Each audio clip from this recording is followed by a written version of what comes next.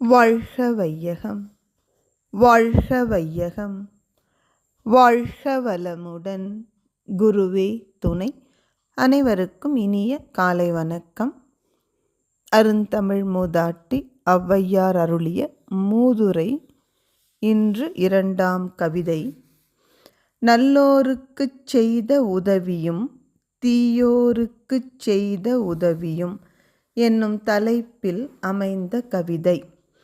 நல்லார் ஒருவர்க்குச் செய்த உபகாரம் கல்மேல் எழுத்துப் போல காணுமே.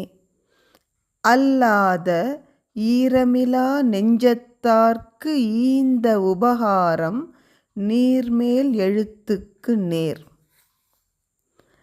நல்லவர் ஒருவருக்கு ஒரு உதவி செய்தால் அது எத்தகையதாம்? ஒரு கல்லின் மேல் பொறிக்கப்பட்ட எழுத்தைப் போல்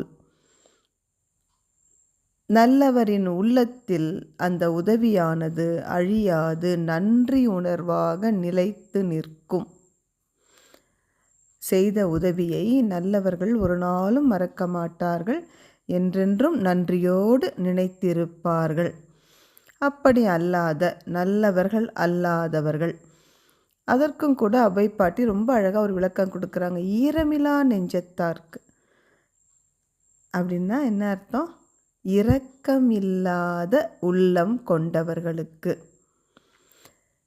யார் ஒருவருக்கு நெஞ்சில் ஈரமில்லையோ இரக்கமில்லையோ அவர்களுக்கு செய்த உதவி தண்ணியில் எழுதின எழுத்துக்கு சமம். நீர்மேல் ஒரு எழுத்து எழுதினால் அது என்னவாகும்? உடனே அழிந்துவிடும்.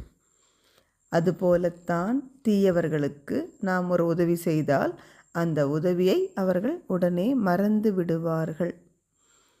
நல்லவர்களைப் போல நன்றியோடு நினைத்திருக்க மாட்டார்கள்.